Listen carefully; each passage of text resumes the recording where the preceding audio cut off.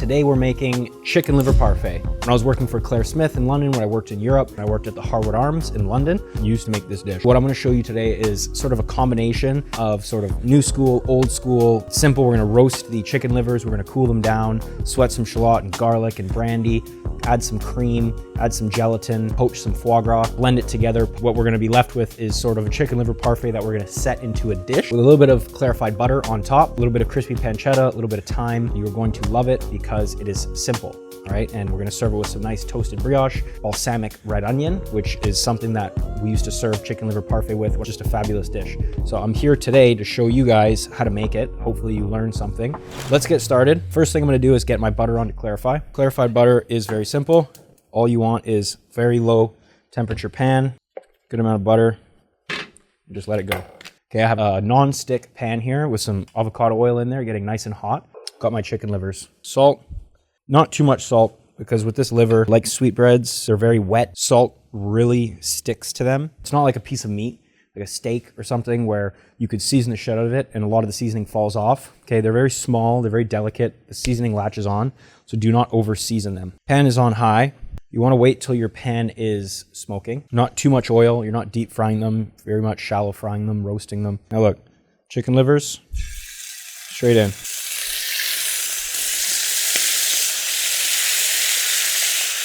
It's so important that you do it quickly. I'm not even gonna flip them. I'm just gonna give them color on one side because you just want caramelization, just like that.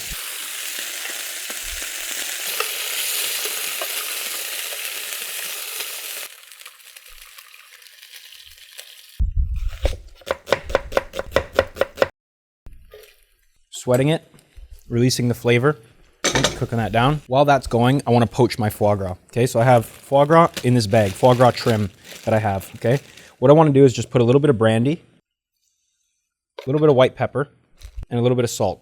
You can use a sous vide bag if you have a circulator at home. You can do that. I'm just using a Ziploc bag, and now look, water. This is just below boiling. Knock the air out of here and just poach that foie gras, just like you're cooking sous vide. And all you're doing is just softening that foie gras.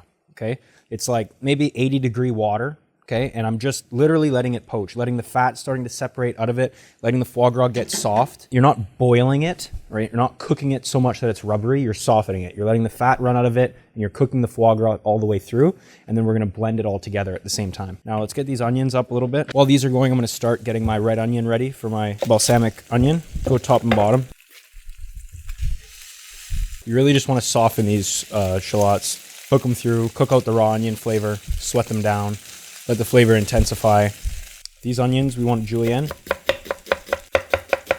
Our shallot and garlic is where we want it. I'm gonna go in with the brandy.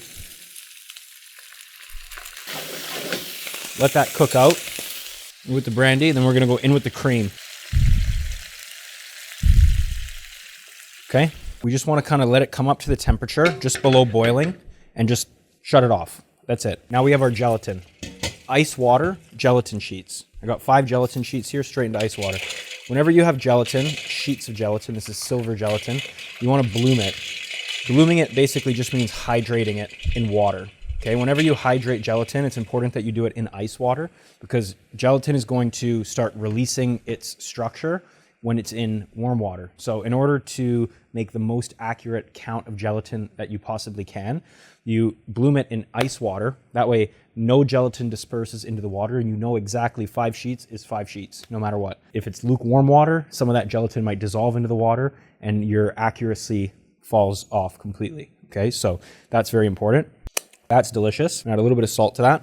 We're gonna start our onions. I've got butter into a pan. We're gonna melt the butter. Butter's melting. Red onions are gonna go in. Here's our foie gras. This has been in the water 3 minutes. Look, that's all we're looking for. Foie gras fat, foie gras soft, it's poached, it's fully cooked. I'm just gonna set that here off to the side. As soon as your gelatin goes completely soft, it's ready. There's still a little bit of structure in there, so it's not ready yet.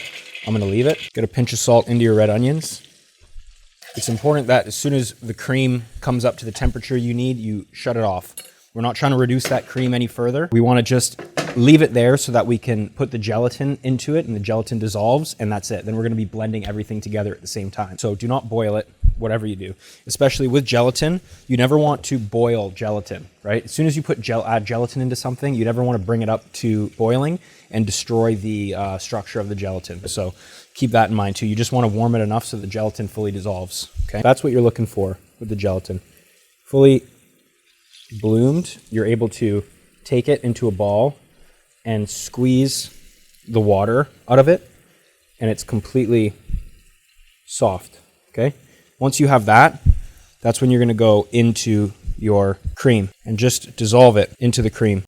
There's different ways to thicken a chicken liver parfait. Like I said, you can do it with egg. Egg's a natural thickener. If you're cooking this in a terrine mold in the oven, low and slow, right? You can do that and it sets beautifully and perfect. If you're trying to whip it and you're trying to pipe it, gelatin's often a better use. If you're trying to have it so that you can cut it straight, you would add more gelatin. If you're trying to add it so you can do a nice quenelle or rocher of it, you add less gelatin. And if you're trying to have it so it's very loose, you add even less gelatin. So it depends on the application that you're serving it, how much you know to thicken. I'm gonna basically serve it inside of a cup, like an ice cream cup with some clarified butter on top that you're just gonna scoop out. So I don't want it to be too thick, all right? So I'm going light on the gelatin, personally. All right, so I got my foie gras, all right?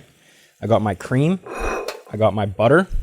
The next thing I need is a blender. Now with these red onions, guys, you don't want too much color. A little bit of color is fine, but you don't want it too roasted and too dark. You kind of really want it soft, translucent, delicious, sweet. Get everything into the blender.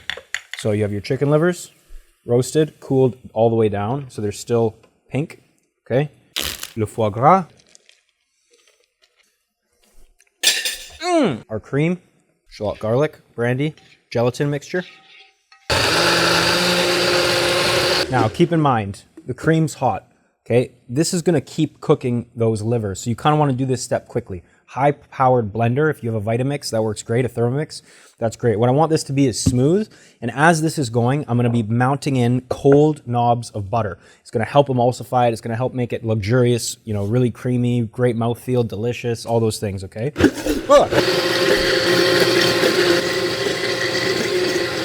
Look at that, that's great, okay? Give it a taste. Fuck, wow, that's really good. More salt, quick little blend. Guys, you want this to be smooth. You're doing this in a professional kitchen, all right? I highly, highly suggest passing this, okay? Fine chinois, pressing it through, making sure you don't have any chunks of anything left in it. That's very important. All right, now all I want to do is take it, look, pour it into these cups. See how it's loose and pourable? Okay, with that gelatin in there, it's going to set. It's going to set in the fridge once it's cooled down to allow you to be able to spoon it out and it'd be nice and soft, all right? Is take some clarified butter. Clarified butter is the classic way, okay? You could also set a Salterns jelly, you take Madeira, you can take port with gelatin, and you can set that on the top.